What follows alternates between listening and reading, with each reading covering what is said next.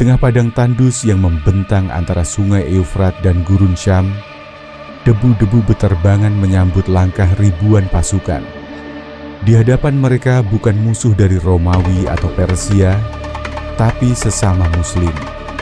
Mereka pernah salat di belakang Nabi yang sama, membaca Al-Quran yang sama.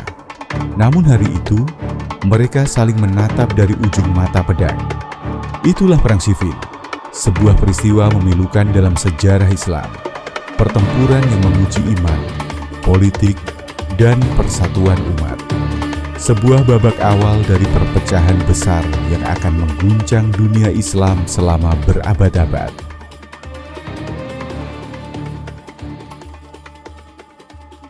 Segalanya bermula dari tragedi berdarah di Madinah. Pembunuhan Khalifah Utsman bin Affan. Rumahnya dikepung, tubuhnya ditikam saat membaca Al-Quran. Kota Madinah menjadi lautan kekacauan. Dan di tengah krisis itu, umat Islam mencari pemimpin baru. Orang-orang pun berbondong-bondong membayat Ali bin Abi Thalib sebagai khalifah. Sosok yang terkenal karena ilmunya, keberaniannya, dan kedekatannya dengan Rasulullah. Namun tidak semua sepakat. Muawiyah bin Abu Sufyan, gubernur Syam, sekaligus kerabat Utsman, menolak baiat tersebut. Baginya, para pembunuh Utsman belum dihukum. Keadilan harus ditegakkan terlebih dahulu sebelum bicara soal kekhalifahan. Ali punya pandangan berbeda. Ia ingin memulihkan stabilitas dulu, baru membawa pelaku ke pengadilan. Tapi bagi Muawiyah, itu berarti membiarkan darah Utsman mengering tanpa pertanggungjawaban. Dua tokoh besar ini sama-sama Muslim, sama-sama sahabat Nabi, berdiri di jalur yang berbeda. Beberapa kali utusan dikirim, surat demi surat dipertukarkan. Namun semua usaha perdamaian gagal. Muawiyah mulai mengumpulkan pasukan dari Syam. Ali pun mengerahkan pasukannya dari Kufah. Pasukan itu bertemu di Siffin, wilayah yang sunyi di dekat sungai Eufrat. Dua kubu besar umat Islam kini berdiri saling berhadapan. Sekitar 160.000 prajurit siap bertempur. Bukan melawan kekufuran, tapi melawan saudara mereka sendiri. Ali duduk bersama para penasihatnya, Al-Ashtar, Malik bin Al-Harits, dan Abdullah bin Abbas. Sementara di seberang sana, Muawiyah ditemani Amr bin Al-Ash, seorang ahli politik dan mantan musuh Islam yang kini menjadi juru rundingnya.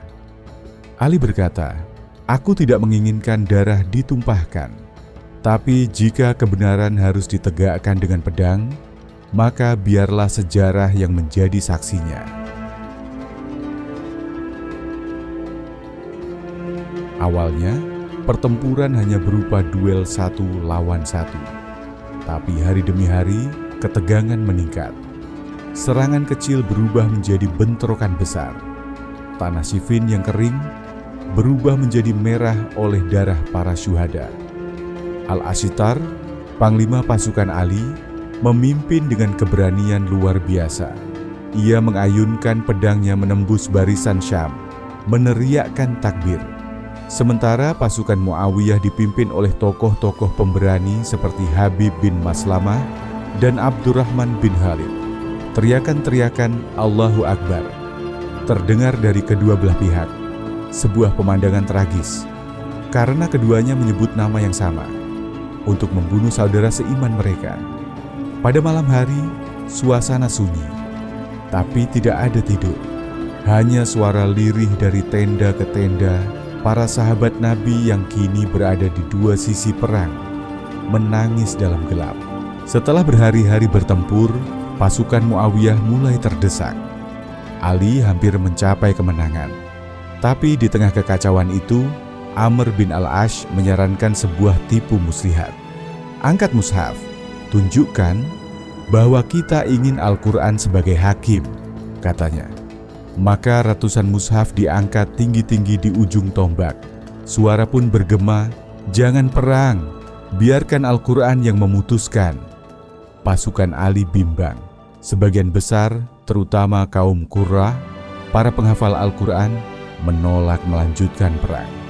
Mereka memaksa Ali untuk menerima tahkim, arbitrase. Ali menolak, ia tahu itu hanyalah taktik politik.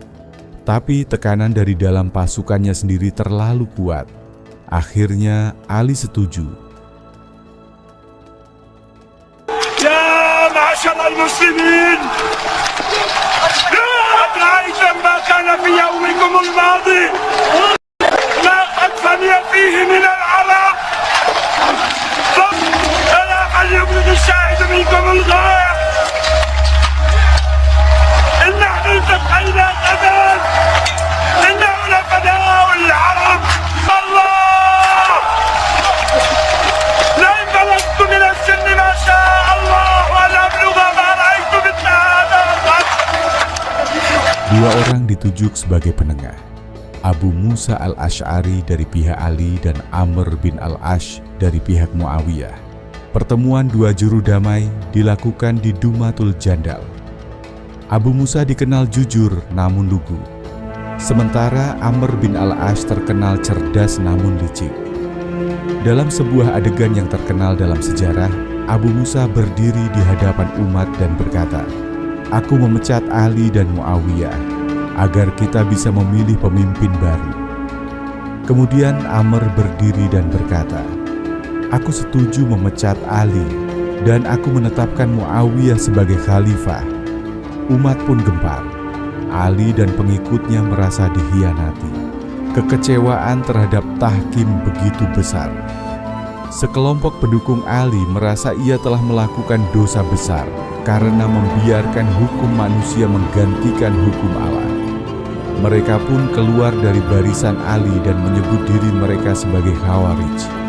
Ironisnya, mereka yang dahulu membela Ali kini menyebutnya kafir. Di kemudian hari, kelompok ini menjadi salah satu faksi paling radikal dalam sejarah Islam. Perang Siffin tidak menghasilkan pemenang sejati. Yang menang hanyalah politik, dan yang kalah adalah persatuan Islam. Setelah perang, Ali kembali ke Kufah dengan hati yang berat. Kekuasaannya melemah. Muawiyah di Syam semakin kuat. Kekacauan demi kekacauan terus terjadi. 4 tahun kemudian, Ali bin Abi Thalib dibunuh oleh seorang Khawarij bernama Abdurrahman bin Muljam saat sholat subuh.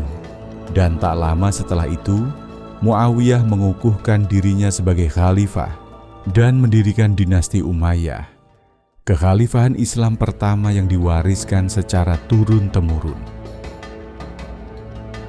Hari ini, Siffin hanyalah tempat sunyi di peta Timur Tengah, tapi luka yang terjadi di sana masih terasa hingga kini. Perpecahan Sunni Syiah, munculnya kelompok ekstrim, dan konflik internal di dunia Islam, semua bisa ditelusuri akarnya dari perang ini. Semoga kita bisa mengambil ibrah dari sejarah, karena sejarah yang dilupakan akan kembali terjadi. Itulah kisah perang Siffin, perang yang terjadi bukan karena beda agama, tapi karena luka, kekuasaan, dan cara pandang yang berbeda tentang keadilan. Semoga kita bisa belajar dari sejarah ini, bahwa perpecahan, meski dimulai dari niat baik, bisa berujung pada luka yang dalam dan panjang. Jangan biarkan sejarah terulang. Mari kita jaga ukhuwah, jaga hati, dan jaga sesama muslim. Kalau kamu suka konten seperti ini, jangan lupa klik like, subscribe, dan nyalakan lonceng. Sampai jumpa di kisah sejarah Islam selanjutnya. Assalamualaikum warahmatullahi wabarakatuh.